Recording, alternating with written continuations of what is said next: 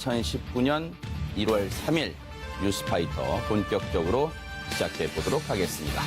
도와주실 5분을 소개해드리겠습니다. 한국법약연구소의 김복준 연구위원, 정신과 전문의 최명기 원장, 박성배 변호사, 박영주 변호사, 그리고 홍순빈 아나운서, 이렇게 5분과 함께합니다. 어서 오십시오. 네, 안녕하세요. 네.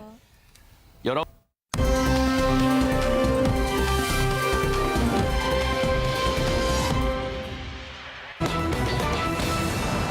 지난해 뉴스파이터가 한 해를 마무리하면서요, 2019년도에는 제발 우리의 정말 미래의 꽃다운 아이들, 이런 사건을 좀 전하지 않았으면 좋겠다, 이런 바람을 전해드렸는데 새해 벽두부터 이런 안타까운 사건이 일어나고 말았습니다. 박성배 변호사님.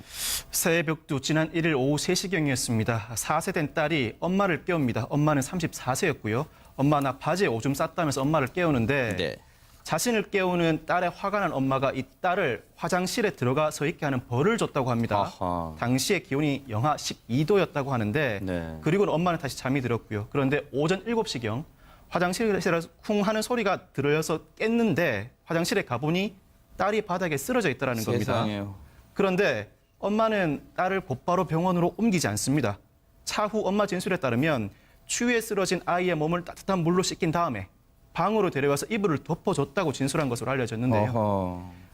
딸을 발견한 지 8시간이 경과한 오후 3시경에야 엄마가 119에 신고를 했지만 병원으로 옮겨진 딸은 결국 숨지고 말았습니다.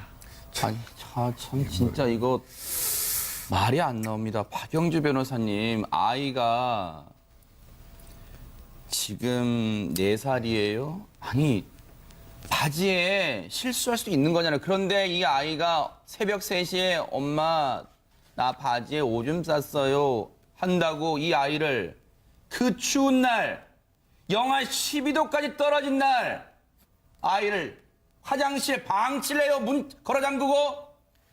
예, 정말 믿기 어려운 내용인데요. 사실 이 애완동물한테도 이렇게까지는 안 하겠다는 생각이 들 정도로 참혹한 내용인데, 사실 아이가 4살이기 때문에 충분히 새벽에 바지에 오줌을 쌀 수 있는 나이였습니다. 그럼에도 불구하고 이제 자는 엄마를 깨워서 오줌을 쌌다고 이야기를 하니까 화가 나서 그 영하 12도가 되는 그 추운 날 화장실에 가둔 건데요.